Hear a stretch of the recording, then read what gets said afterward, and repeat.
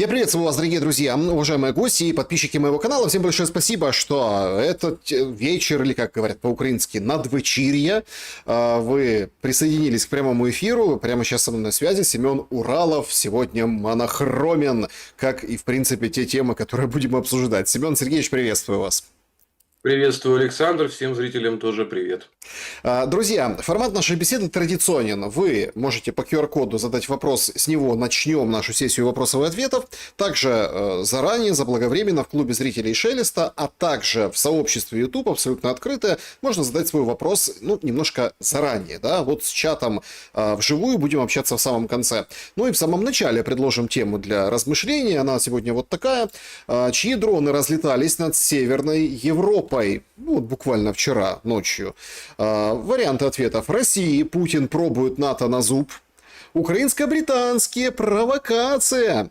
Это они сами тренируются, а пресса раздувает. Или обычные туристы. Просто истерика сейчас. Мир погружен в это все, и поэтому вот такая реакция. Голосуйте. Очень интересно, как вы проголосуете на отвечая на этот вопрос. Вообще, конечно, Семен Сергеевич, такие удивительные истории происходят. Дроны никто не видел, похожи на какие-то, не похожи. Кто запускал, неизвестно. Но всю Европу ввергают они в определенный... такое определенное возбужденное состояние. Что скажете на этот счет? И, вы как эксперт по когнитивным войнам, началось? Не началось, а разгоняется. Давайте так.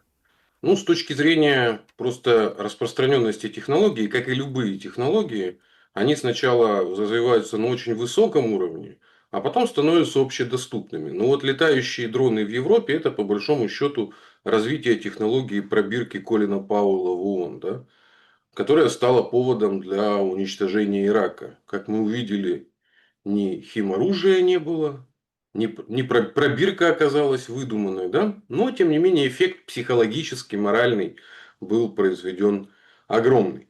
Поэтому ответить на вопрос, кто потенциально может запускать эти дроны, да, нужно двигаться в логике, кому выгодно. Да? То есть, и на какие цели они преследуют. Цели подобного рода действий, они все-таки преследуют удержание высокого уровня психоза в Западной Европе. Дело в том, чем отличается, вот если посмотреть на эту нашу войну, так сказать, в геополитическом масштабе, то есть поднявшись, да, над ситуацией, то как оно выглядит? Российская Федерация является одновременно и тылом, и фронтом, да, то есть у нас как бы внутри. А с западной стороны постукраина – это линия фронта. А тыл у нее – это Западная Европа. Есть ближний тыл Европа с Румынией, Польша с Румынией, есть дальний тыл. И вот в рамках когнитивной войны нужно было, с этого, в общем-то, и началось СВО, удерживать так называемое евроатлантическое единство.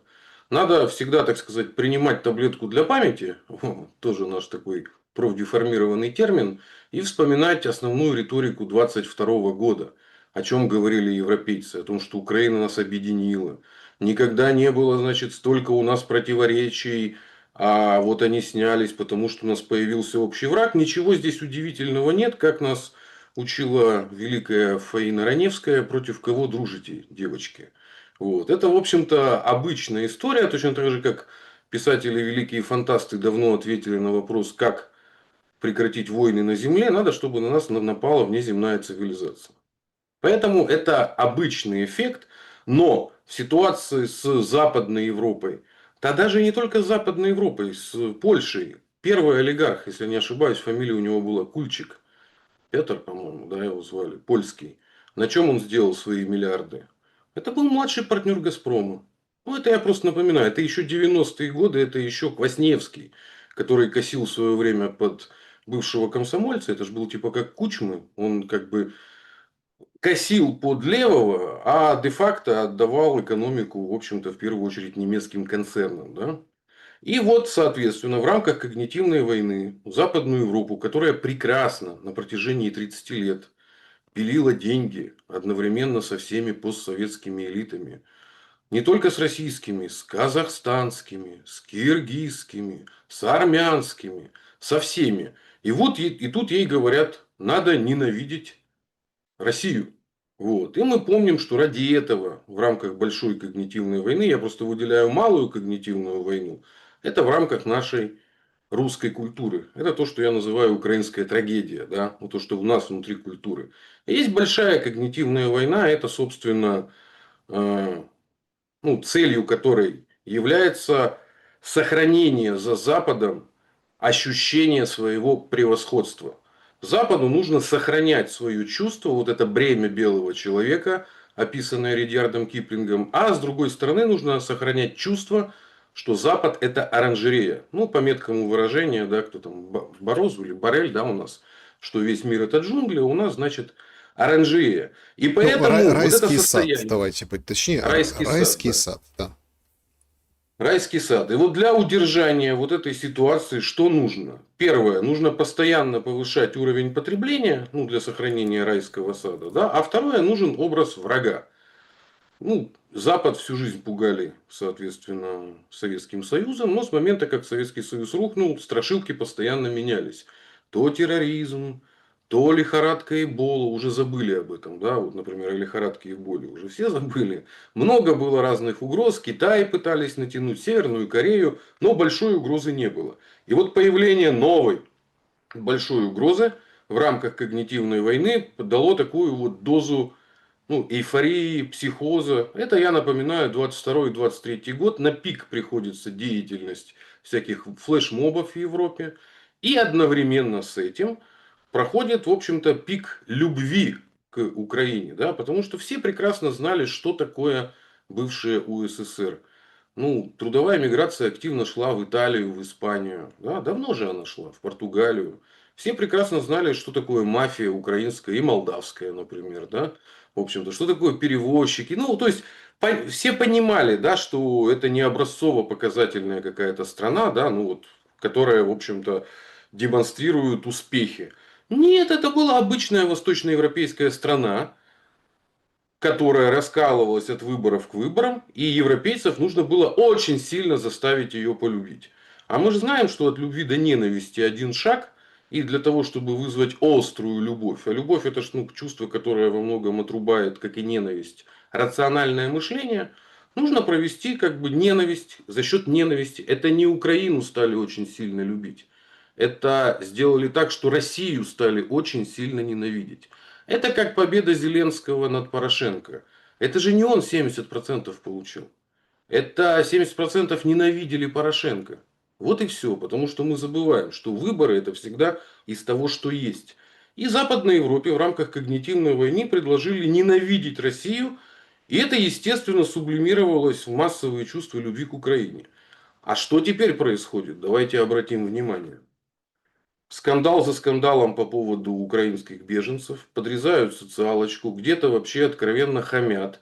А с другой стороны, вот эта элитка новая, которая рукоплескала, ну, не стесняясь, шопится истории про там, недвижимость, где там только у нее не находят. Я сейчас не даю, собственно, оценок по поводу того, как элиты украинские все вывозили на Запад, но есть разница.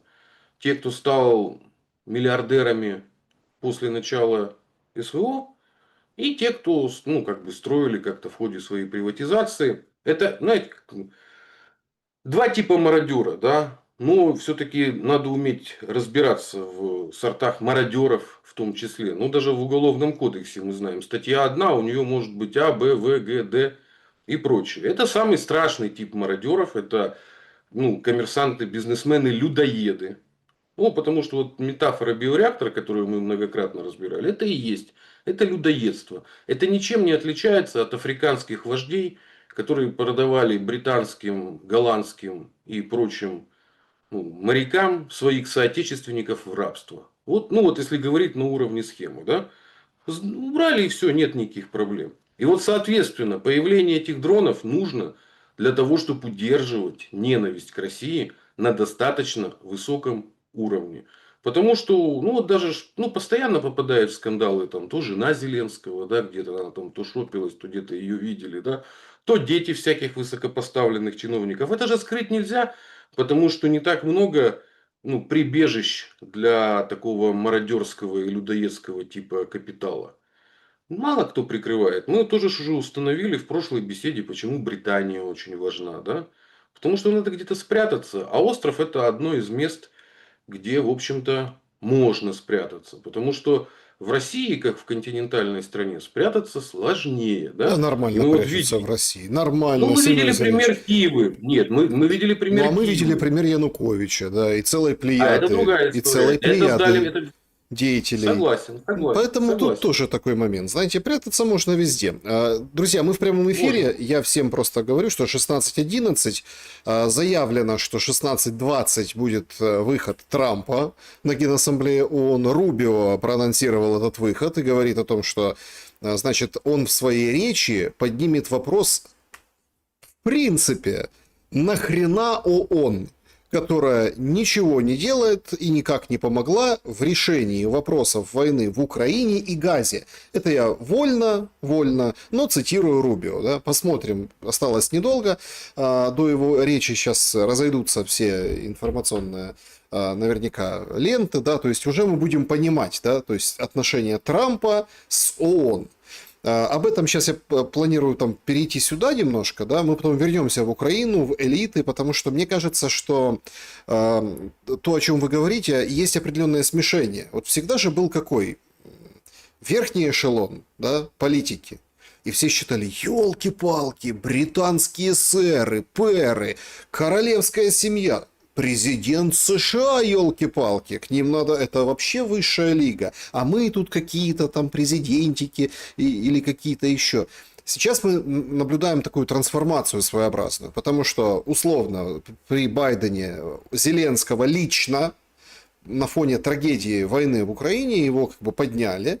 Кстати, по поводу Зеленского он уже тоже прошел так, пролетел мимо журналистов, ему там задавали вопросы, а когда встреча с Путиным, а когда возобновятся переговоры между Россией и Украиной, ну, он так гордо, ну, видимо, российские, наверное, журналисты задавали вопросы, поэтому он так прошел мимо. А это вот все происходит сейчас во время нашего прямого эфира. Семен Сергеевич, у меня такой концептуальный вопрос. Значит, Трамп, все ждали, что он отменит НАТО, помните ожидания? Ну, вот вообще, взять и вот все, НАТО нет. А он, похоже, отменит ООН. Не находите? И тогда главврач Маргулис телевизор отменил, как у Владимира Семеновича. Поэтому Трамп-то у нас уже много чего поотменял. Ну вот, он уже и завоевывал и Гренландию. Это просто сюжетная линия, которую мы постоянно разбираем. Нужно понимать просто, что такое немного ООН. Да? ООН это ж наследие Лиги наций.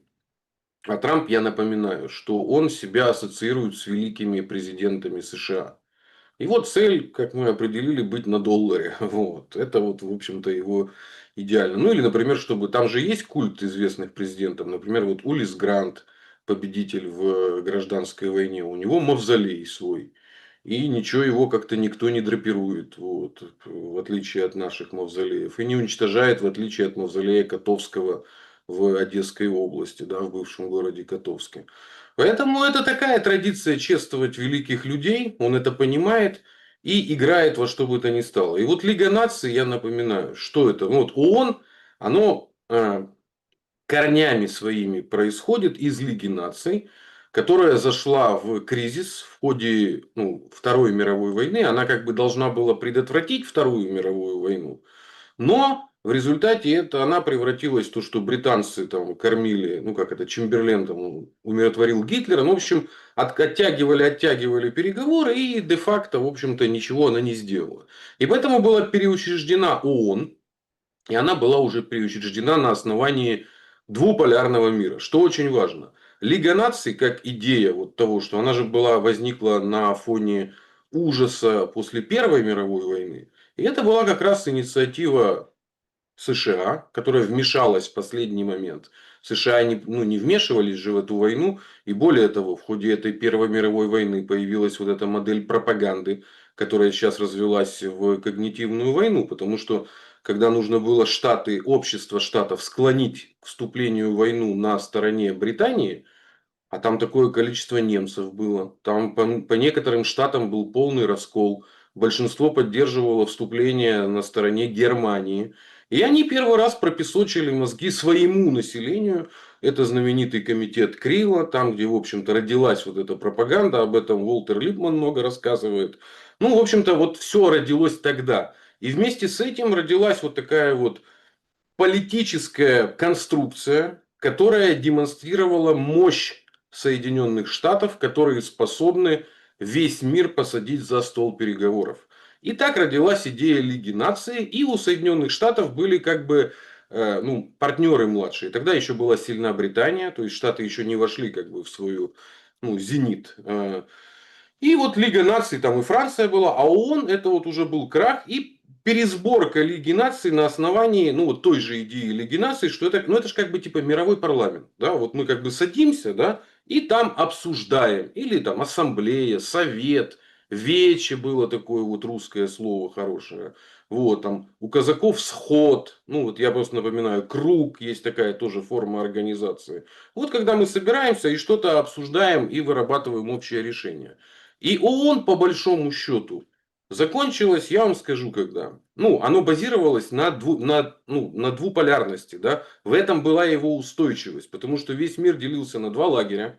Один понятно как развивается, второй понятно как. И между ними есть либо не присоединившиеся, было такое отдельное направление, либо развивающиеся, между которыми проходила конкуренция как раз ну, между США и Америкой. Поэтому после того, как Советский Союз рухнул, а на самом деле даже раньше, вот яркий пример, дело в том, что до 86 или 7 года сионизм официально в рамках ООН, то есть это признание было мировое, считался одним из разновидностей фашизма.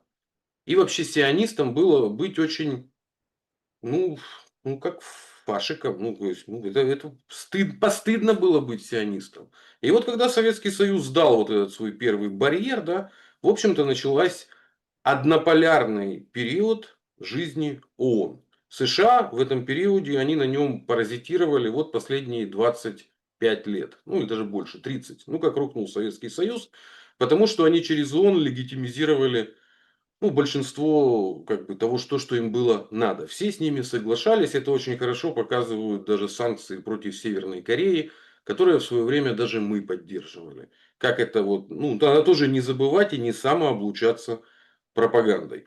Вот поэтому Трамп прекрасно понимает, что сущность ООН себя исчерпала, вот, как, ну, как политическая сущность, да, и он делает очередной проброс, который, как он считает, выводит его вот в эту не просто высшую лигу политиков, а в ну, мировую и историческую лигу. И он пытается нащупать, что его предшественники где делали. Да? Ну вот, то есть, попробует как миротворец себя, что-то не пошло. Поэтому это надо рассматривать, он же как игрок в гольф, а там же в чем смысл игры в гольф? Ты, чтобы не обязательно, ты не факт, что ты мяч сразу попадешь с первого удара в лунку, да? Ты же несколько ударов имеешь, да? Первый пристрелочный, то есть ты бьешь в направлении лунки, да? А потом уже ну, доводишь его до лунки ну, более точными ударами клюшкой. Поэтому вот такие заявления Трампа надо рассматривать как очень большой, такой сильный первый удар игрока в гольф, но при этом мячик не факт, что он попадет, он может и в болото же упасть, может быть перелет. У него очень часто бывают и перелеты, и недолеты.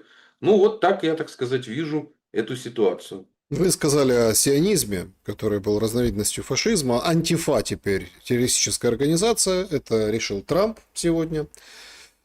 Причем интересно, что это понятно на фоне политического убийства. Там хоронили Кирка. Хочется, конечно, пошутить. Есть такая старая шутка. Хоронили Кирка, порвали 2 баяна или 3 политических. Потому что эта панихида, она представляла собой, ну так получилось, извините, прям акт консолидации вокруг Трампа. Он выходил, все скандировали США, США.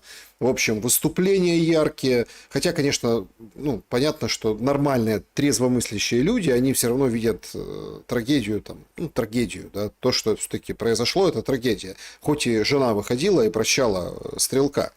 Но вот после этого Антифа, террористическая организация, на фоне вот этого консолидирующего, да, вот такого мероприятия, хоть и по плохому поводу, все-таки Трамп снимает вот эту пенку, с Маском сидит, мирится. В общем, все как бы идет нормально с точки зрения политики. Вот какой-то свежий толчок, да, поклонников и всего остального. И тут же, что важно, да, по поводу антифа и так далее, позиции Трампа, он же поддерживает Израиль. Ну как поддерживают? Там тоже очень сложный вопрос. Вообще вот это ООН, вот это международное сообщество, вообще весь мир, такое ощущение, складывается, потому что везде палестинские флаги. Мелони, он в Италии отказалась признавать Палестину, да, все там, протесты, погромы, вокзал, в общем, ужас. Макрон, Стармер, даже показывали карту Америки, двух Америк. Короче, одна Панама и США не признали Палестину. Складывается впечатление, что все за то, чтобы признать Палестину. А США и Израиль, видите, как бы против. Не кажется ли вам, что это будет такая очень интересная, ну вот такая проверка на вшивость, что ли, да? То есть кто кого? Условно, арава стран гегемона или гегемон араву стран. И идеологический же аспект здесь очень важен. Вот очень важен. Что вы скажете по поводу, ну, вот мы можем по решению, да, вот по антифа как-то вот понять, куда нас будет вести Трамп и что главное, да, что он будет предлагать взамен вот этим странам, которые, видите, как объединились вокруг этой темы Палестины, Газа. Ой, ну давайте сначала с антифой разберемся. Антифа это, конечно же, очень, ну, такой надутый бренд, за которым не очень понятно, что стоит. Потому что есть вполне себе конкретная антифашистская идеология. Вот. Она становится актуальна, как и любая другая контр-идеология, потому что она же анти, да, когда в стране устанавливается фашистский режим, да, потому что, ну, до этого сложно быть антифашистом. Ну и поэтому чаще всего антифашисты, то, что называется антифа, это просто точно такие же стаи. Мы просто определяли, кто такие фашисты. Да, это надо образовать стаи внутри общества, которые начинают охотиться на других членов общества. И это, собственно, просто конкурирующая, идеологизированная, политизированная ОПГ. Вот. Кстати, на Украине это тоже очень проявилось. Я еще тогда этому сам очень удивился. Именно антифа. Это очень давняя история. Это история с убийством так называемого националиста Максима Чайки в Одессе. Это конец 2000-х годов. 9-й или 10-й год. Боюсь соврать. И вот никто в Одессе ни про какую антифу, подчеркиваю, не слышал. Вот. Были понятные. Вот здесь коммунисты, здесь там еще кто-то там, комсомольцы, ну, левые имеется в виду, да. Здесь футбольные фанаты черноморцы, они тогда уже раскололись. Одни были там с имперками российскими, другие были уже с жовто-блакитными флагами, да. То есть, я видел этот раскол. И вот внезапно убивают, значит, этого Максима Чайку. И везде в прессе заявления, причем и там и СБУ, и все остальное, убили члены движения антифа, антифа, антифа. Это можно в интернете. Не было в Одессе никакого активного антифа. Ну вот оно реально не присутствовало. А вот там, где какая-то провокация, подрезывание человека, и потом из этого э, убитого в Одессе персонажа, да, из него, собственно, и сделали Хорста Весселя, да. Ну, это известный персонаж, с помощью которого, в общем-то, бодрили германские нацисты своих сторонников. Поэтому вот эта история с антифа, это очень такая странная история, да, потому что она мне напоминает деятельность такого нашего исторического персонажа Азефа, да, который возглавлял боевое крыло эсеров, да, который был очень авторитетным, а потом хлоп, оказалось, что он был агентом охранки. И что большинство как бы акций прямого действия, которые совершили эсеры, это были на самом деле разборки внутри Романовского двора. И почему же рухнула монархия в считанные дни, во время февральской революции?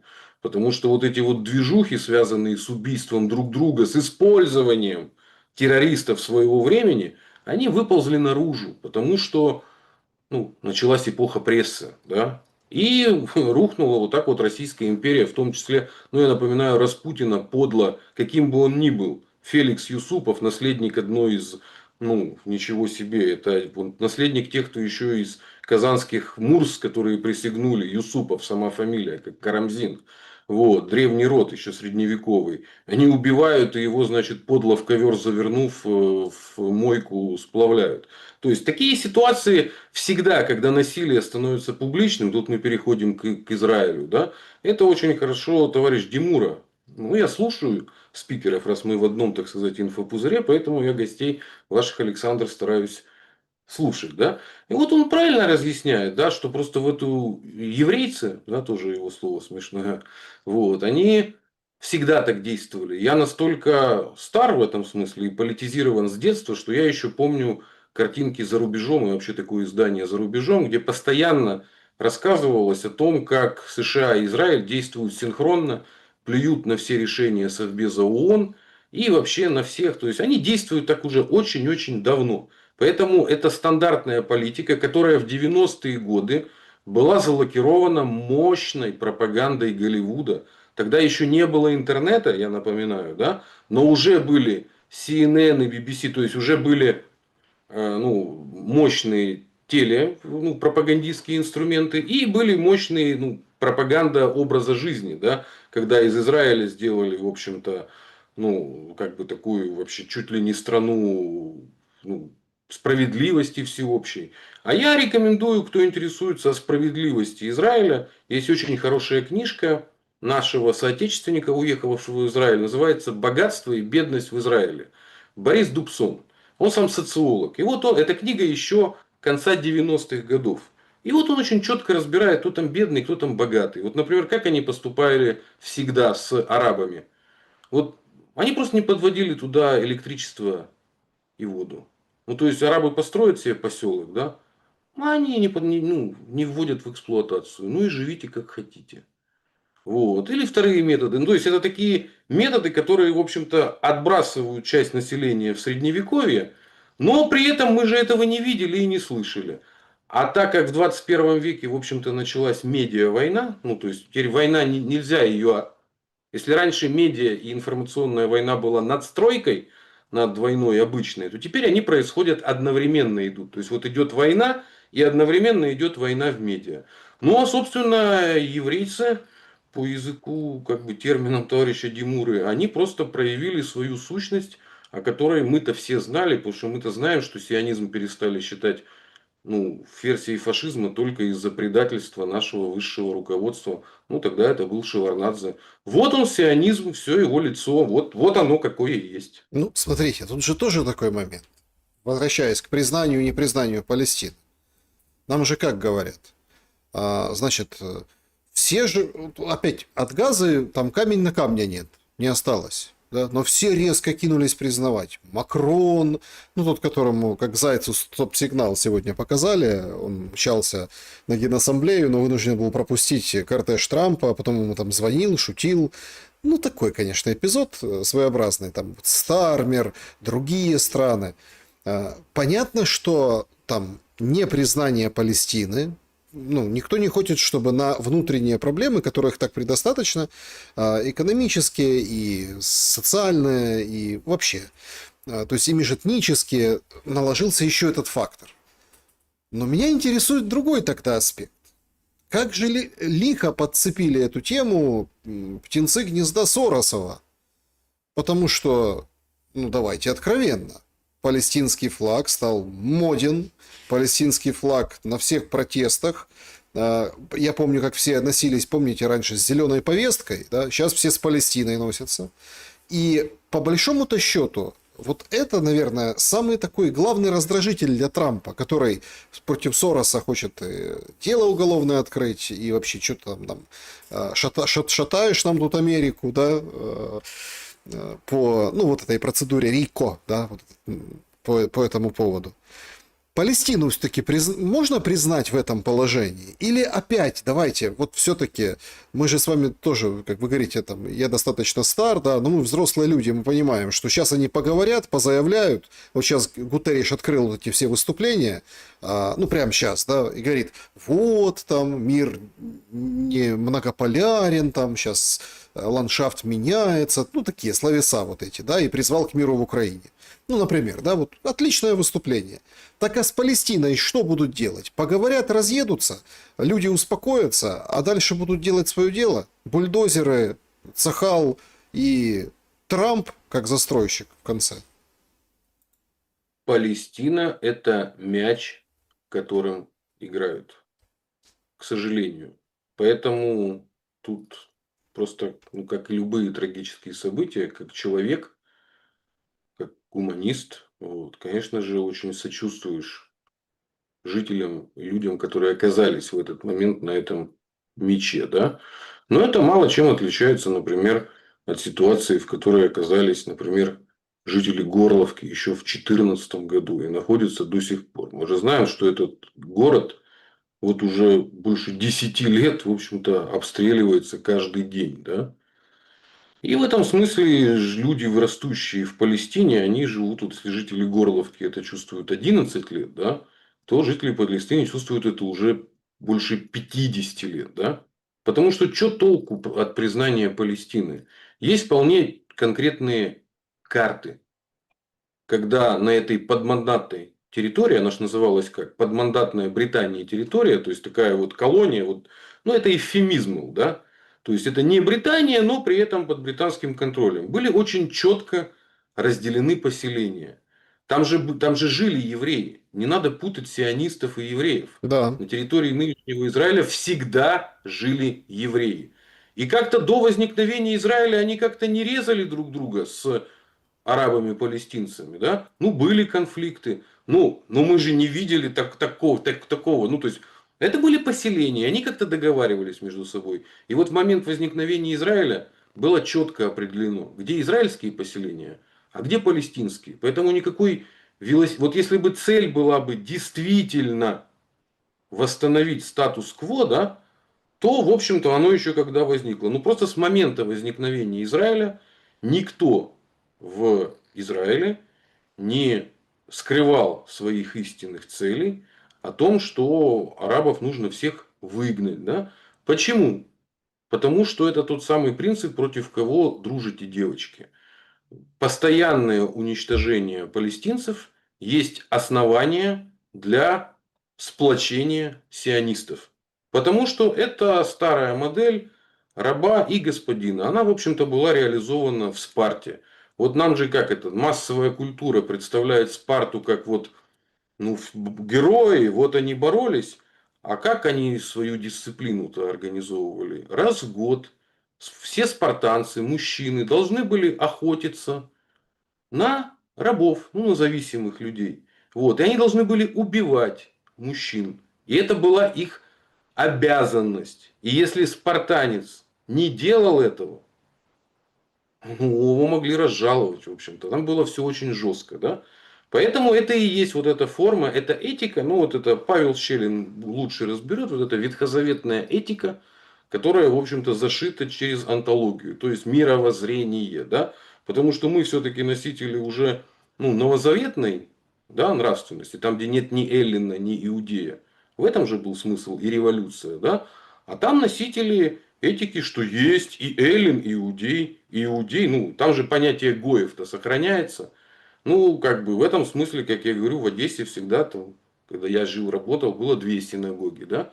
Одна приличная, обычная, а вторая хаббатская, про которую все как бы знали. Но это Эдуард Ходовс, так сказать, известный харьковчанин. Вот, у него еще в середине 90-х, в начале 2000-х было очень много текстов именно вот про эту так называемую хаббатскую синагогу. Но это эвфемизм, да. Ну, это вот сионистское направление в, ну, вот, у еврейцев, вот, которая, в общем-то, не сводит гоев до состояния рабов. А как они себя относятся? Ну, посмотрите, как тусуют в Умане правоверные вот, иудеи, как они относятся ко всему и что они после себя оставляют. Я, когда между Киевом и Одессой на машине часто катался, бывало там по 2 раза в неделю, вот. Ну и вот Умань, вот это вот пример такого миропорядка, когда относятся к себе как к высшим, а что вокруг при этом происходит, ну, Мне посмотрите, как всегда, засирается Умань. мне всегда так интересно было. Они вообще богатые люди?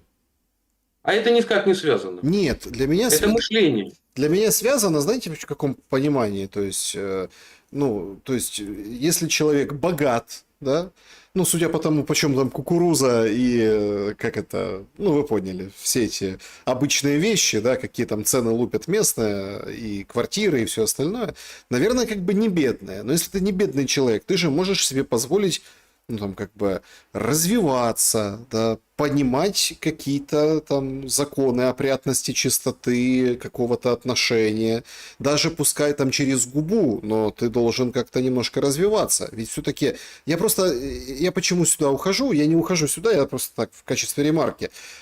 Просто ну, посмотришь на них больно, ну, смотреть больно на этих людей. Даже вот чисто физиогномически, физически, да, как они там... Причем с уважением к культуре, ко всем религиям, ко всем святыням. Но то, как они себя ведут, действительно вызывает вопросы.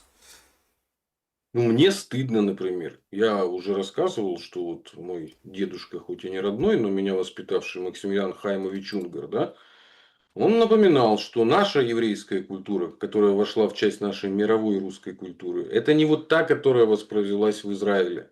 Надо читать Шолома Алейхима больше. Ну и вообще нашу в этом смысле Бабеля, да, для того, чтобы понять, какая еврейская культура является частью нашей культуры, да. А это немного иная культура, ее правильно считать в этом смысле такой вот ветхозаветной. Вот, потому что евреи просто тоже очень разные, да, потому что это же народ ну, распыленный между культурами. Ну, вот если так говорить, вот армяне и евреи, два таких народа, которые распылены между разными культурами. И, конечно же, армянин сочинский очень сильно отличается от армянина ереванского и, например, армянина лос-анджелесского. Да? Конечно же, это очень-очень разные евреи. Точно так же, как два принципиально разных еврея, например, да, это криворожский еврей Владимир Зеленский и одесский еврей Анатолий Вассерман. Или, например, винницкий еврей, как бы, который сейчас косит под одессита, один из ваших собеседников. Ну, вот. Был такой мэр Одессы, тоже он был Крыжопольский, я не помню. Из-под Винницы, Гурвиц. Он же выдавал себя за одесского еврея. Хотя на самом деле он был как бы из черты оседлости, из Подолья. Из Могилев-Подольска он был, да. Ну, То есть он в смотрите, этом смысле не был одесским евреем. И они очень разные. Потому что вот эти местечковые, это вот даже одесские отмечали, да, что вот те, кто особенно из-под Винницы в Одессу переехал, да, они прям очень такие наглые, то есть там характер смешивается, понимаете, у каждый народ, он приобретает, почему криворожские такие, да, потому что сам Кривой Рог такой, да, это один из центров суровый, нашего, ну, суровый. суровый край, да, конечно, вот и все, и евреи разные, а там А, сионисты, конкретно в Израиле. Давайте, раз мы так географически там находимся, ну, понятно, да, сейчас там Генассамблея, прямой эфир у нас, мы там еще вернемся к этим всем событиям. Рубио сделал заявление, говорит, Зеленскому надо принимать условия сделки, заканчивать войну. Напомним, раньше Зеленский, ну и последние дни, да, у всех даже, я вот заметил, у всех руки прям опустились.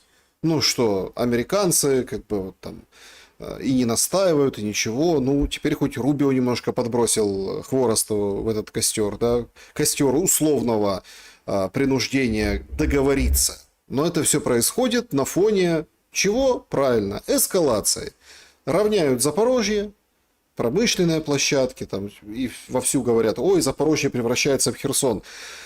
Ну так еще б дольше продержали б состояние войны и вот это все, понимаете? Потому что, во-первых, движение фронта идет, хоть его там признают, не признают на официальном уровне.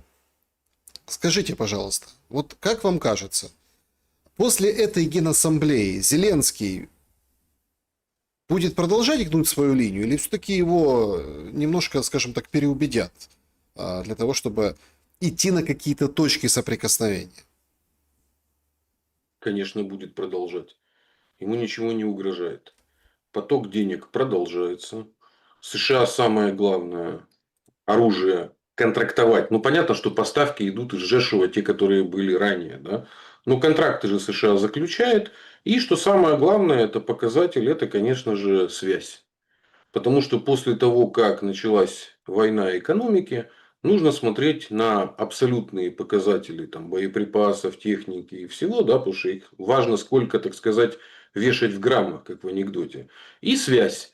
Потому что связь это основа любого конфликта современного. Да? И Украина не обладает вообще никакими технологиями собственной связи. Ну, начиная со спутниковых группировок, которых нету, да, и заканчивая отсутствием, ну, вообще всей инфраструктуры подобной. Да, такое мало кто может себе позволить. И поэтому для меня показатель того, что США действительно встали в позицию принуждения к миру, а это вот так правильно называть, да, потому что это сравнительно с тем же Саакашвили. Почему это принуждение к миру? Потому что до Гори дошли, а до Тбилиси даже не пошли. Хотя всем было понятно, что это вот, ну что это, да, то есть это прямая дорога 40 километров, да. И поэтому здесь похожая ситуация. Поэтому заявления, подобные бледнолицых братьев, надо всегда воспринимать, вспоминая, что ты индеец. То есть, даже если у тебя цилиндр как бы на башке, все равно помни, что ты индеец. Это заявление, где они снимают с себя ответственность. Как они давно. Это же у них есть отдельная партия под названием, ну я так себе внутри называю партия Дуримара. Помните, в самом финале фильма «Красная шапочка» он убегает, а я тут ни при чем, совсем тут ни при чем. И вот эта вот партия Дуримара, вот, когда это война Байдена, а кто Джавелины поставлял? А что было в первом сроке? Как бы что? Раз, разведка не работала. Что за ерунда вообще такая? Поэтому они отмазываются, как бы морозятся, делают, что они тут ни при чем. А по поводу сути комментария, что Зеленскому надо идти, ну давайте через год сделайте еще одно заявление, что Зеленскому надо было выполнять Минские соглашения. Ну круто. Волга впадает в Каспийское море. Вот как бы что значит такие заявления. Конечно, надо было. М, Приднестровье. Что его ждет? Накачка, вот это прям тема для анализа, такого разбора. Знаете, как с пинцетом в руках. Ну, конкретно для вас. Потому что э, давайте так, все есть разные люди, которые отмахиваются от всего, говорят, ну успокойтесь, ну о чем вы, какая война, какие там эти молдаване, у всех там куча паспортов, ездят туда друг к другу, и российские, и украинские, и приднестровские, и молдавские, и румынские, короче, ну это вот какая-то такая, это невозможно. Вместе с этим мы видим прям на уровне официальных заявлений России, например, да, СВР, и Захарова сегодня выступала, Молдовы. Санду вчера сделала, скажем так, объявление, которое, ну, прям слово в слово, как неделю назад, там у меня в эфире говорил Арестович, да, который говорит, что сейчас пророссийские силы заберут власть в Молдове, немножко перегруппируются, скинут Санту и пойдут на Одессу. И тогда вот здрасте. Приехали, то есть не надо А форсировать с чем Днепр. пойдут? А с Ну, чем пойдут? ну, как-то отправят под почтовыми голубями. Ну, как с чем? С русским миром. Вот. А, Параллельно с этим разгоняются, что, в общем, значит, российская разведка говорит, что будет оккупация Молдовы Европой, да, и распространяют фотографию французского военного, которая утверждается, сделана в одном из городов Чемишлии, и фото используется в качестве доказательства, мол, смотрите, французы есть в Молдове, вот они. И британцы, и французы, и вот что-то эдакое готовится. Причем одна сторона и другая сторона своих почитателей, так сказать, мобилизует войной и примером Украины. Ну а другие говорят, что смотрите, сейчас Зеленский ведет войска в Приднестровье. Другие говорят, не, сейчас вот раз Приднестровье атакуют условно натовские подразделения. Семен Сергеевич, а что происходит? Ну, давайте сразу дадим оценку качеству прогнозирования украинских ломов, назовем это так. Я для себя включил внутренний фильтр отношение, ну вот по отношению ко всем. Ну, прогноз это самый сложный жанр для человека, который занимается. Очень легко анализировать, что было там 100 лет назад. 50 уже сложнее, 10 еще сложнее. Да? То, что сейчас происходит, очень сложно. И поэтому я ко всем украинским ломам, которые радовались контрнаступу в Курске, Мгм. ну и вообще вот этой всей курской авантюре. Ну, я мало того, что отношусь как непрофессионалом, потому что это только ухудшило ситуацию Киева. Ну вот по факту значительно ухудшило. И как бы и доверие и так было, знаете, на ноле, да, ну, в Москве к Киеву, да, а так оно стало на -100. Вот. Поэтому, если кто-то думал, что можно Россию развести на Минск-3, то есть продать паузу под видом мира, то вот если до захода в Курскую область рейда, да, правильно его сказать, да, еще были шансы, то после этого, в общем-то, я считаю, что шансов вот на то, что поверят на слова в чем-то Киеву, их уже нету. Да? А я напоминаю, что это же была огромная иллюзия, которую продали очень значительной части уже измученного украинского общества. Да? Что вот сейчас вот мы нападем, значит, вот на Курщину, славные места Гетьмана Мазепы, да, вот пятерочку разрисуем, и наступит перемога, что с нами, значит, будут после этого договариваться, да. Чушь и бред, никогда этого не будет. Поэтому первое, надо всегда проводить вот этот вот момент, да, что вам продают. Вам продают прогнозы или эмоции под видом прогнозов. Страх Ну, продают, это страх войны продают. вот, Да. вот, вот. Поэтому смотрите, это первое. Очень важно определиться. По поводу Приднестровья. Ну, во-первых, я как это, прошу считать меня приднестровцем. Я это давно говорил и абсолютно до Уже? кризиса. Нет, я это очень давняя история. Я еще в 2013 году, то есть до 2012 году я планировал писать как раз научную работу в Приднестровском университете имени Шевченко. Вот. Я тогда из Одессы очень часто там бывал. Я считаю, что Приднестровье это а, самая правильная модель Украины, которая могла бы быть. Там вот три народа живут, русский, молдавский, украинский, паспортов какие угодно, и не видят никакой проблемы сожительства между собой. Это действительно государственная модель, которая бельмом в глазу. Как Молдове, так и, ну, Украине в меньшей степени, потому что в Украине ничего не знают про Приднестровье. Хотя на самом деле, вот я не знаю, вы знали, не знали, что вот последняя столица Швеции находится в Приднестровье.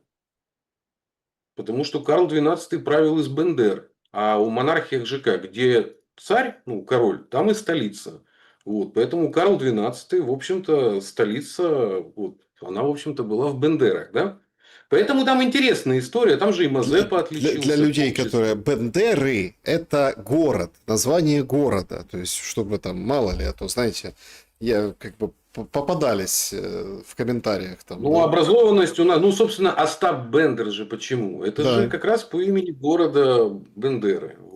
И, соответственно, поэтому Приднестровье, я говорю, просто на Постукраине ни черта не знают про Приднестровье. Я даже в Одессе с этим сталкивался. 100 километров до Тирасполя не ездят. Хотя по центру Одессы всегда ездили лимузины, вот эти переделанные, там, 15-метровые. Все всегда были на приднестровских номерах. Как и тачки с большими движками. Ну, для того, чтобы дешевле растаможиться. И поэтому для Молдовы Приднестровье бельмо в глазу. Это вроде бы сепаратисты, а у них, блин, все спокойно. И молдавский язык сохранился в Приднестровье на кириллице, в отличие от той же Молдовы. Коммуналка дешевле. Никаких националистов. При этом спокойно показывают все кишиневские телеканалы. Там же никто ничего не блокирует. Открывай сайты, какие хочешь. И поэтому запугивание Приднестровья и, ну, вот как бы провокация такой, ну, вот, нервозности накануне выборов, это давняя молдавская традиция, которая тянется еще со времен такого мерзавца, там был Мирча Снегур, партийный, ну, типа Кучмы, партдеятель, который, в общем-то, продался Западу и националистов впустил в этот самый. Вот они всегда этим пугали, зашугивали Приднестровьем. И каждый раз перед выборами они еще блокируют Приднестровье, не дают голосовать. Это же вообще особое свинство. Приднестровцы же имеют вторые паспорта. Вы же, ну, признаете их гражданами Молдовы. Почему вы не даете им проголосовать? А я объясню, почему не дают. Потому что приднестровцы же народ организованный очень. Вот. Там же и промышленные предприятия, как и на Донбассе, работают. А чем более индустриально развит край, тем организованнее там люди. Потому что живут трудовые коллективы, все друг друга знают. Поэтому, если бы приднестровцы организованно бы проголосовали, то это было бы плюс 200-300 тысяч голосов за какого-то кандидата, явно не прозападного. Вот. Это первое. Поэтому это традиционные танцы с бубном. Никакие пророссийские силы никуда из Молдовы пойти не могут. Это может говорить эксперт, который никогда не бывал в Молдове и не изучал. Потому что, ну, во-первых, шутят, мамалыга не взрывается, да? А во-вторых, значит, в этом самом, в Молдове нет вооруженных стай нацистов. Их нету. Так же, как нет футбольных фанатов. А знаете почему в том числе? Потому что чемпион бессменной Молдовы по футболу, знаете кто? Шериф. Да. Да, и играет во всех Еврокубках. А нацисты-фанаты могут образоваться только там, где спонсоры это позволяли и подкармливали. Как, кстати, евреи Суркисы в «Динамо Киев». Как, кстати, еврей Ярославский в Харьковском «Металлисте». Вот. Как, кстати, криворожский олигарх, ну, Криворожско-Львовский, ну, он же сбежал. Петро Дыминский такой был, Мгм. помните, да, владелец Карпат. Он же сам с Кривого Рога, но потом оказался, по-моему, в Драгобыче и, ну, тоже металлургический, короче, олигарх. Вот они все нацистов скормили, а в Молдове вскормить негде, потому что самый яркий футбольный клуб в Приднестровье, а Приднестровье русская советская республика, молдавская, там в такое в принципе быть не может. Какие фашисты из футбольных фанатов. Поэтому это вот аспект внутримолдавский я объяснил. Как всегда разыгрывается вот эта карта Приднестровья. Да? Ее всегда унижают, постараются унизить Приднестровье, как всегда унижали Крым, Донбасс вот в эти 8 лет. Да? Ну, то есть, это же ну, постоянное. То голосовать мы вам не дадим, да? То какие-то проблемы вам устроим, то вы должны приезжать, перерегистрировать там документы. Ну, и пошло, поехало. Приднестровцам всегда устраивает такую вещь. Мосты А теперь, ремонтируют. Представляете? Мосты в через смысле, Днестр. где сейчас? Ремонт мостов через Днестр. Как ты приедешь? Ремонт. Ну, Ну все, да, извините. Конечно. да. Нет, там у них есть несколько сотен так называемых ветеранов, ну вот, войны в Приднестровье. Их очень мало. И их обычно используют как массовку, то есть там полиция перекрывает ну, путь, а они вот как бы, ну, как ветераны АТО, да, вот в 15-й год, 16-й год, 5 человек, они из себя изображают кого-то. А вот другой аспект, это со стороны Украины, это он, я считаю, более важен. Потому что для того, чтобы сделать провокацию при нынешнем, так сказать, технологическом укладе, это не представляет вообще никакого труда. Особенно с учетом количества дронов, которые есть. Вот. И вытянутости республики почти на 300 километров. Да? Поэтому, ну а дальше, как мы видим в Европе, можно объявить эти дроны любыми. Можно Да, сказать, вот что это это, Приднестровье само себя обстреляло. это, кстати, да, это, кстати, легко делается. Вы про Донбасс вспомнили. Смотрите, есть, ну, это мне пишут подписчики, есть такая Монтян, да, она говорит, ничего не заканчивается, в общем, Зеленский силен как никогда, засуха на Донбассе, имеется в виду в Донецке, с проблемы с водой используются и будут использоваться и так далее, и так далее. Ну, то есть, это как вот признак того, что все пойдет дальше и дальше. Есть там разные сообщения о том, что действительно Зеленский принял решение, все вот эти, как бы там, они же там слуги пытались как-то так чего-то, то газетку выпустят, ну, к выборам каким-то вот этим ближайшим, то еще чего-то. В общем, все сворачивается, все, короче, на войну. Тяжелое решение, попустили слух, что Зеленский закроет в ноябре полностью границы Украины для всех. Ну, то есть, для всех. Не то, что там дети, там 18-22, там все просто. Ну, это, понятное дело, может быть и ПСО, могут быть это у страха глаза велики. В общем, что будет война. Но тут внезапно, как черт из табакерки, советник, экс-советник мэра Мариуполя, да, вот этот, который всех оповещал, а сам сидел в Запорожье, прятался, ну, на удаленке, да, что он как бы отбивает Азовсталь, Андрющенко. Он как-то создал, я, если честно, прозрел от самого названия. Центр изучения оккупации. А? Звучит же, Семен Сергеевич, Центр изучения оккупации.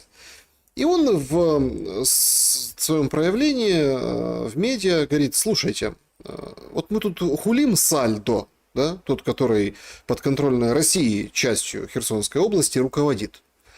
А Сальдо ж как он там, вот такой, сякой, там в Фаросе его убили, там еще где-то убили, ну, эти бредни распускают, там, в общем, воюют с ним. По самому ему стреляли, я помню, были какие-то такие эпизоды. А он постоянно, говорит Андрющенко, обращается к жителям подконтрольной Киеву части Херсонской области. И, о чудо, эти жители его слушают. И, мол, Украина, говорит Андрющенко, проигрывает, потому что она не обращается к жителям на неподконтрольной Киеву территории. Ну, вот такой конструкт. И в рамках вот этого вот, ну, как бы, ну, вот этого размышления он говорит, надо давать воду на Донбасс. Объявлять водяное перемирие, открывать шлюзы, наполнять канал Северский Донец, и надо давать воду. Чтобы, ну, как, не, конечно, нет, не для проклятых русских оккупантов, а для наших людей, которые там сидят. Знаете, сколько, ну, помните первую блокаду водную Крыма, да, с 2014 года? Слушайте, столько воды утекло в прямом и переносном смысле, несмотря на то, что звучит как оксюморон. Так что, наконец-то дошло? Или зачем это сейчас, на 4-м году войны, встегивается? Ну, давайте не будем исключать, что до человека может дойти. Такое тоже бывает, да? Но просто для того, чтобы, ну, важно, чтобы хорошая мысль пришла вовремя, да? А кроме мысли, нужно еще и вопрос, чтобы она была оформлена в какое-то политическое решение. Потому что не исключено, что гражданин Андрющенко, или как его, да, он просто таким образом привлекает к себе внимание. Это вообще очень свойственно для Украины и ее, скажем так, журналистикума. Я очень люблю это выражение. Политикум. Такого ж нигде нет. Да? Это ж политика и террариум. Это чисто украинский термин. Ну и, соответственно, есть еще и журналистикум, где все друг друга поедают. Да? И в журналистикуме же очень просто, так как после 14 в целом, а после 22 года вообще началась эпоха так называемая там постправды или двоемыслия, когда нужно на черное говорить белое, вот, то человек, который просто произносит иногда адекватные мысли, ну, такие вот там типа, ну, а зачем мы людям на родном языке не даем говорить, да, то он начинает, может сойти за умного. Да? Но это же просто Волга впадает в Каспийское море. Ну, это нужно, собственно, с детства знать, что она туда впадает. Точно так же с детства нужно знать, например, что не надо воевать с Россией. Об этом все учебники, в том числе украинские. Да? Кто не пропустил руину глава, да, в каком-то 7 или 8 классе, я не помню, я еще в советском учился учебником, да, но потом смотрел, того это не удивляет. Поэтому вот эти вот заявления, которые кажутся нам ну вот, что сменилась, так сказать, тенденция. Нет, это способность зайти за умного, произнеся, в общем-то, ну, аксиомы, которые, в общем-то, должен человек знать. А что вскрывает эта аксиома? Это очень просто. Это наша, по-моему, первая беседа. Это, собственно, мой метод, в котором я стараюсь двигаться. Принципиально разделять государство и общество. На украинском пропагандистском, значит, языке это вот про землю и люди, да? Вот земля цікавить, Донбасс наш. А, значит, жители Донбасса, чемодан, вокзал, Россия. Это модель украинского национализма, нацизма, да, ну и другие версии. Не только украинского, подчеркиваю. В Молдавии то же самое. Приднестровцы должны уехать в Россию, да, остаться только расово верные молдаване. А у России другой подход. Вот. И поэтому он правильно делает, что изучает оккупацию. Я бы ему рекомендовал послушать. У нас есть интересный подкаст «Будем жить». Это как раз про новые регионы без всякой политики. Именно о том, как жизнь организовывается. Не с большими начальниками, а как раз с управленцами и средними. Это будет полезно, потому что была такая шутка, я ее говорил раньше в шутку. Оказалось не очень шутка, что оккупацию еще надо заслужить. Особенно русскую оккупацию. Почему? Ну, потому что если мы посмотрим, я постоянно бываю в новых регионах, я стараюсь там ну, хотя бы 2-3 раза в год бывать, чтобы своими глазами увидеть, что происходит. Но большинство управленцев местные. Вот. Если первый, второй год было очень много, так сказать, которые передавали опыт, это в основном, кстати, были люди не из регионов, ну, скажем так, старой России, да, ну вот в старых границах, да, а очень много с Донбасса было ребята, ну, у которых вот был опыт 14-22 год, начала устанавливаться новая власть, и, в общем-то, поехали в тот же в Херсонскую область, в Запорожскую, занимали позиции там, средних управленцев, кто-то уже сделал потом карьеру, у кого-то карьера там, до Москвы уже завела. Поэтому в чем единственное прав вот этот вот, так сказать, знаток аксиом, вот, в том, что за тем, что он называет оккупацией, а правильно это называть реинтеграцией, ну, для того, чтобы не, ну, не самооблучаться, да, потому что когда-то эти регионы нормально были интегрированы в тело большой страны. И мы Смотрите, все помним, этой большой страны уже нет. ну, и Это, так это она же в голове, нет, Александр, ну подождите, как этой нет? страны нет, не функционально, не каким-либо, то есть Ну, это и нет, но есть подождите, другая. так вот, поэтому это уже не термин реинтеграция. Потому что давайте, вот вы же тоже, как бы, как любимое выражение, не самооблучаться пропагандой. Россия это не СССР. Нет, конечно. Ни по вертикалям, ни по принципам, ни по подходам Это продолжение. к тому же управлению. Ну, смотрите, продолжение или совершенно другое, или совершенно... Ну, тут мы посмотрим, как оценивать 90-е годы и как испанахали, да, вот то, что было Давайте я тогда. вам приведу еще раз пример. Смотрите. Первый раз Россия пришла во Львов в 1915 году в ипостаси Российской империи. Иван Франко, кстати, никуда не уехал. И был все это время. Он на следующий год умер. Второй раз во Львов пришла уже Красная Армия в 1939 году. И ее тоже воспринимали значительная часть общества как освободителей. Разные ипостаси исторической России ну, приходили в течение 30 лет в одну и ту же Галицию.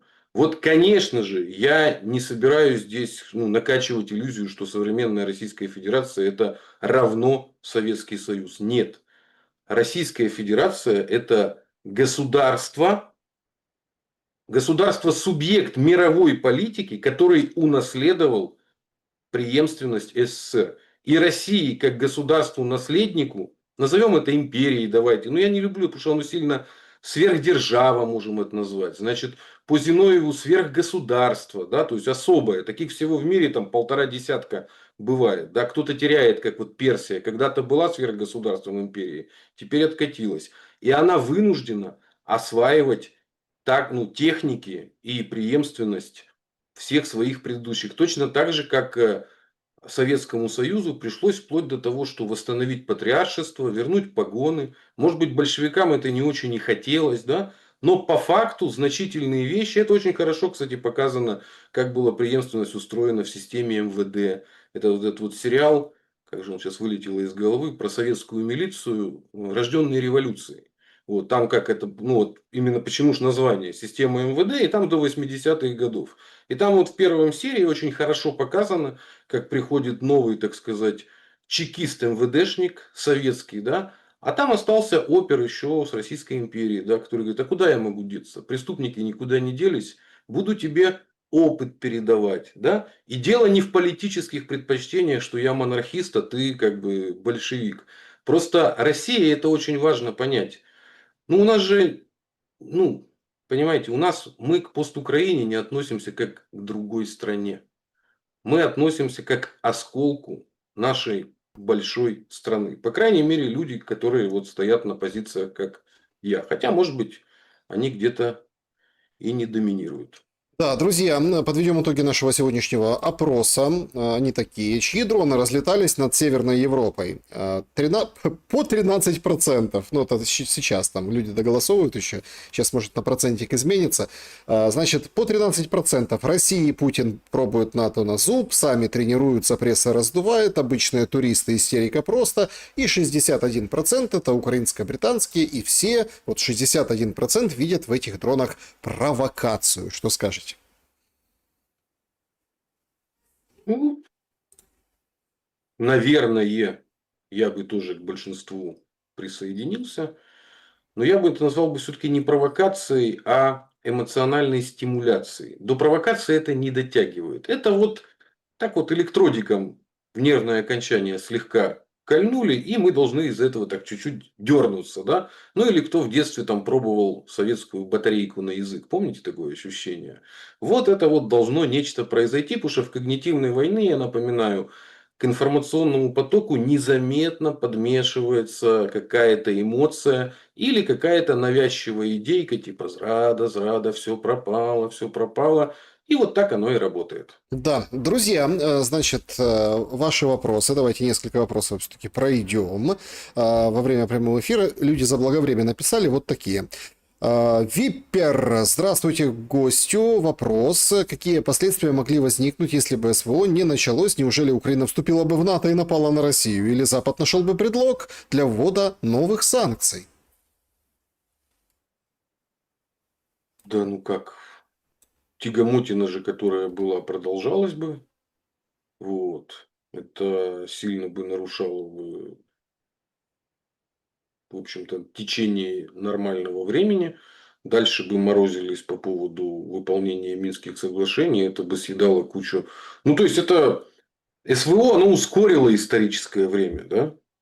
Вот и все. Поэтому оно не могло не начаться. Потому что СВО, я просто напоминаю, да, оно началось, ну, правильно его исчислять, вот эти первые котлы, так называемые, дебальцевские. Помните? Ну, вот когда были первые котлы? Это как раз лето 2014 года. Потому что Минским соглашениям предшествовали еще первые Минские соглашения. Об этом вообще все забывают. Да? Это же был Минск-2, а еще был Минск-1. Поэтому СВО это было отложенный, ну давай так, если на уровне совсем схемы, СВО это отложенный Дебальцевский котел. Вот если вот так вот это говорить, да. Поэтому тут дело не в том, кто что хотел начинать, не хотел. Вопрос был в выполнении, ну, в ответе за базар. Виталий, вопрос. Каковы шансы, что в ответ на признание Палестины владельцами контрольного пакета Украины Трамп психанет и признает, например, Крым российским? Заранее спасибо за ответ. Но это в какую-то другую альтернативную реальность. Это не к нам. Это вот... Ну, слушайте, Вот. ну, как бы, ну, чехвостят его этой Палестиной. Но это же все равно это в пику Трампу. Ну, а сколько ему уже в пику всего насыпали-то, да? А ему же как с гуся вода.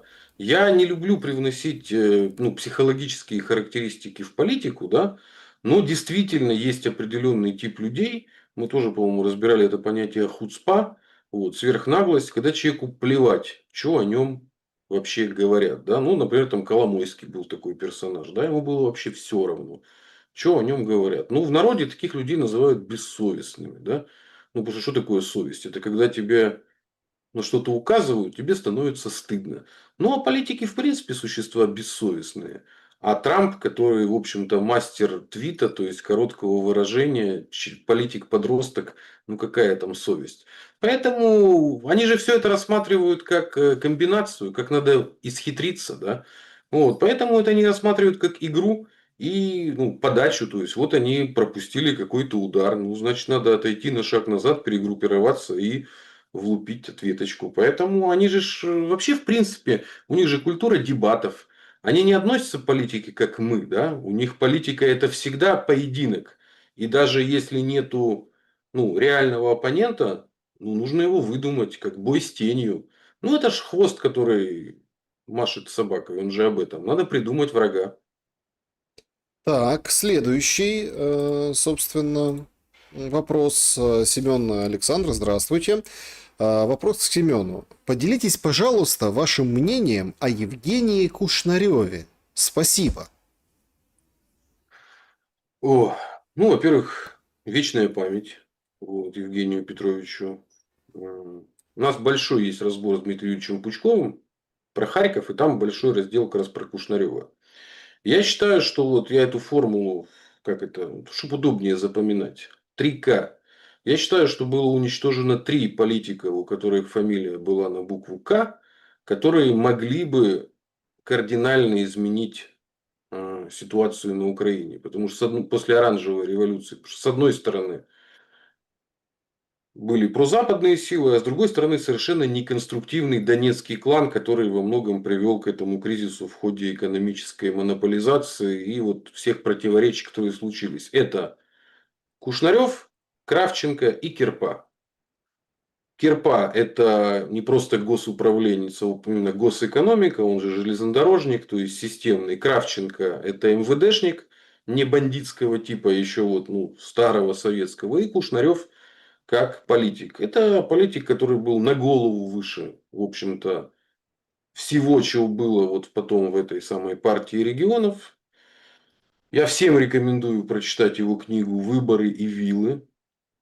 Очень достойная книга. Это как раз рефлексия первого оранжевого Майдана. И он там очень подробно разбирает, как раз как в том числе Запад проникал в систему школ, как взламывали вот эту всю историю.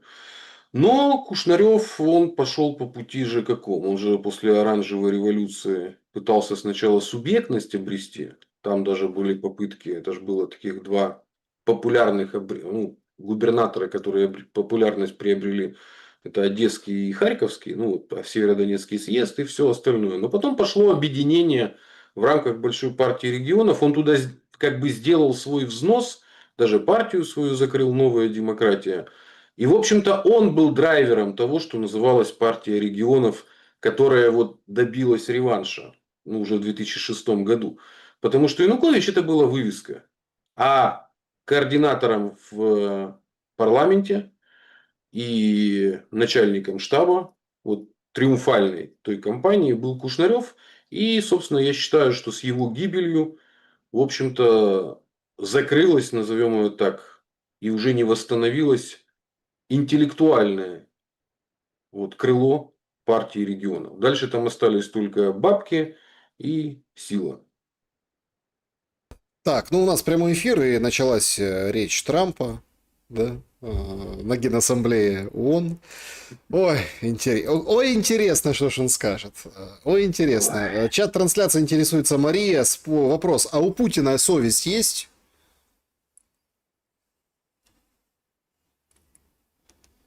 Политики же бессовестные. В массе своей, да. Но тут надо смотреть как бы специалистам по совести. Путин же самоопределяется как человек воцерковленный, да, и верующий. Поэтому вопросы о совести нужно задавать те, кто знает вот эту сторону его жизни. А у советского человека, я скажу, как проверяется совесть. Совесть на партсобрании проверяется. Об этом очень много хороших и фильмов, и книг. Вот, например, фильм «Премия». Вот. Это особенность коллективных людей. Совесть, она в коллективе и проявляется. Поэтому лучше всего проверить, есть ли у человека совесть. Я говорю, определить, кто он, идеалист или материалист. И с одной стороны, как бы через церковь его смотреть, а с другой стороны, через партсобрание. Ну, а если человек хатоскрайник и не ходит ни туда, ни сюда, то его очень сложно определить, потому что хатоскрайник всегда договаривается со своей совестью. Он всегда объяснит, почему, в общем-то, надо сидеть в хате с краю. Началось все с того, что не работает телесуфлер у Трампа. И он выдал в начале: я не против произнести эту речь без телесуфлера, потому что телесуфлер не работает. Кто бы ни управлял этим телесуфлером, у него большие проблемы. Поэтому даже тут, понимаете, не обошлось. И мы наложим санкции на тех, кто поставляет телесуфлеры из Китая. 300%. По-любому ж Китай. А какие? Конечно, китайская. Конечно, да. Обложим еще пошлинами на телесуфлеры. Да, Семен Уралов был моим собеседником сегодня. Семен Сергеевич, спасибо большое за время и мысли. Спасибо, Александр. Друзья, подписывайтесь, ставьте лайки, не забывайте реагировать в комментариях. Увидимся обязательно. До скорого.